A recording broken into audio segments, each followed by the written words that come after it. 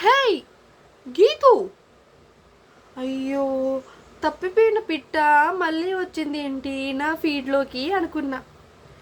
ఏమమ్మా మహాతల్లి గారు అని అనలే కానీ, ఏమ్మా గీతు రాయల్ దారి ఇప్పుడు దొరికిందా రావడానికి?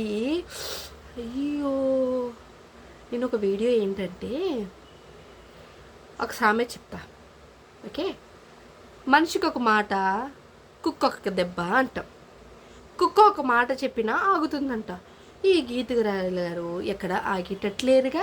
ఒకటి నీది డౌన్ అయిందంటగా, అదే యూట్యూబ్ ఛానల్ లేదంటగా అప్పట్లాగా.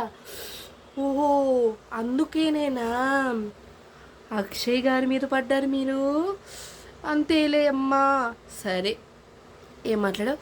అమ్మా దేవుడా, నాకు చాలా హ్యాపీగా ఉంది, నాకు చాలా సంతోషం ఉంది. అమ్మమ్మ పైచాత్తిక ఆనందం అది. ఓకే, రోస్టింగ్కే రోలు తెప్పించే అక్షయ్ అన్న అక్కడ ఏమైందో ఏమోలే కానీ ఎపిసోడ్ చూసినాక నాకు అట్టే అనిపించింది బేసిక్గా. కానీ ఒకటి చెప్తా, ఆయన మాట్లాడాలి, రోస్టింగ్ చెయ్యాలి అని వాళ్ళు జడ్జెస్ కాదు, నీలాంటి గీతు రాయ చెప్పుడిగాళ్ళని అనుకొని తను రోస్టింగ్ చేసుంటే ఎలా ఉండేదో తెలుసా? హిస్టరీ రికార్డ్ చేసేవాళ్ళు. ఆ ఛాన్స్ ఆయన ఇవ్వలేదు ఎవరికి, ఎందుకంటే మర్యాద ఇచ్చారు. నీలాంటి మర్యాద లేని వాళ్ళకి ఆయన ఇవ్వలే ఎప్పుడు. ఆయన గుమ్మం కూడా దాటినేయడు.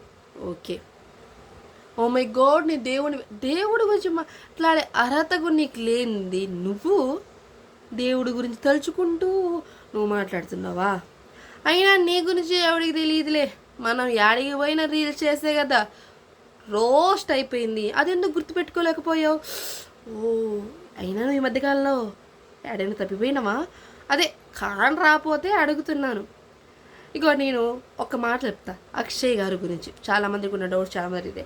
నేను చెప్తున్నాను, ఇంటర్వ్యూ చూసినప్పుడు ఆయన శివ అన్న ఛానల్లో మస్తు బాధ అనిపించి, అరే సెలెక్ట్ చేసి ఉంటే బాగుండి ఒక గ్రీన్ ఇచ్చే పర్ఫార్మెన్స్ కూడా చేయలేదా అని అనిపించింది. దాని తర్వాత ఎపిసోడ్ చూసినాక అసలు నీకు ఏమైంది, ఏ గాలి సోకింది అని అనిపించింది.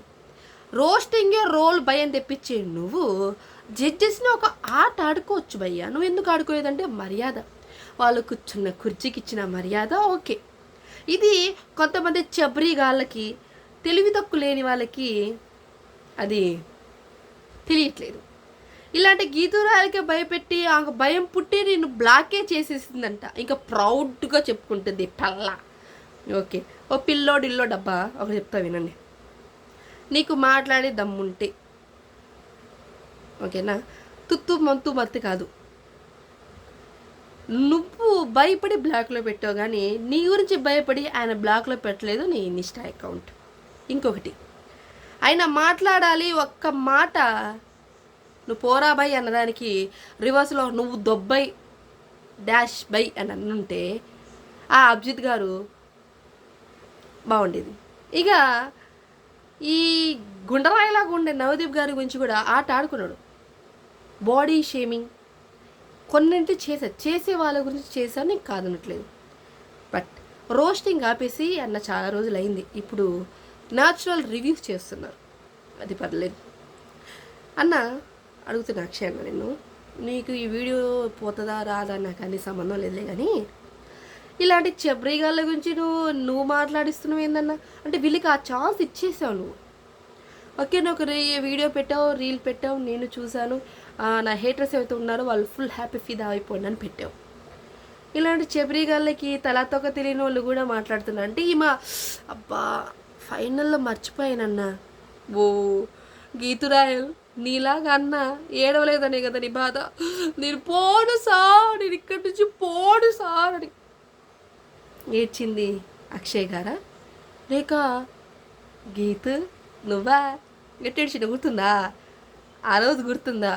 నేను ఇన్స్టాలో పెడితే చూడు దీన్ని కంపేర్ చేసి, అది తన ఇజ్జత్ని దాన్ని తీసుకున్నాడా లేదా అంటే ఆ ఛాన్స్ ఇచ్చాడంటే ఇచ్చాడు కాబట్టే తగ్గున్నాడు. ఒక్క మాట ఆయన ఇవన్నీ నోరు మూసుకొని ఒక్కసారి సైలెంట్గా ఆలోచించి ఇంకొకసారి స్టార్ట్ చేస్తుంటే ఆడ జడ్జెస్ కానీ అక్కడ స్టడీ ఉన్న శ్రీముఖి కానీ లేచి వెళ్ళిపోయేది. బట్ ఆ ఛాన్స్ ఆయన ఇవ్వలేదు, మర్యాద ఇచ్చాడు. మర్యాద తెలిసినోడికే మర్యాద తెలుస్తుంది. నీలాంటి చెబరిగాళ్ళకి ఏం తెలుస్తుంది గీతురాయన్? ఓకే, 300+ ఫాలోవర్స్ ఉండడం గొప్ప.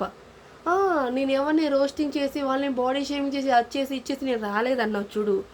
నువ్వు కూడా ఒకప్పుడు కమెంట్లకి తిట్టడం, ఇలాంటి రివ్యూస్ని ఇంకొంచెం ఆద్యం కోసం ఇవన్నీ చేసే నువ్వు కూడా అంతమంది తెచ్చుకొని అండ్ బిగ్ బాస్ వెళ్ళి ఏం చేయలేక ఏడ్చుకుంటూ వచ్చింది నువ్వు కూడా అవతల వ్యక్తుల గురించి మాట్లాడుతున్నావు. ఇక్కడ ఏది మాట్లాడాలని తెలియాలి. ఒక మనిషి ఎందుకు తగ్గాడో తెలియాలి. ఒక మనిషి ఎందుకు ఆయన అంత ఘనంగా మాట్లాడే మనిషి ఒక్కసారి ఎందుకు కామ్ అయ్యాడనేది కూడా మనం తెలుసుకోవాలి. ఇవన్నీ తెలియక చెప్రిదానిలాగా మాట్లాడడం ఎందుకు గీత? నీకు అవసరమా? ఆల్రెడీ దారి తప్పి మళ్ళీ ఇటు ఎందుకు వచ్చినావు? మళ్ళీ వెళ్ళిపో బ్యాగ్ వెళ్ళిపో. నువ్వు వండమాక. ఆయన నవ్వు, ఆ నవ్వేని జీవితంలో ఆగం చేసి పడేసింది. ఇంకా దేనికి? ఇంకా నువ్వు రావనుకున్నావు, యూట్యూబ్లో పెట్టావనుకున్నావు, పెట్టావులే. పై చేతికి ఆనందం ఎక్కువైపోతే జనాలకి ఏం చేస్తారో తెలియదు కదా. అలా ఈ మనిషి గీతు ఒకటి, ముందు నీ వీడియోస్ మీద ఫోకస్ చేయి. దాని తర్వాత పక్క వాళ్ళ జీవితం మీద నువ్వు ఫోకస్ చేద్దు, ఓకేనా? ఆయన ఒక మాట చెప్పాలంటే, నీకన్నా నేనే బాగా ఇస్తాను రివ్యూ. ఎందుకంటే నాకు నచ్చినట్టే మాట్లాడతాను. నీలాగా దాచిపెట్టుకొని మాట్లాడను. అయినా నువ్వు లాస్ట్ సీజన్లో ఏం చేసావు అనేది అందరికీ తెలుసు, అని తెలిసిన విషయమే. అది గుడ్ లక్.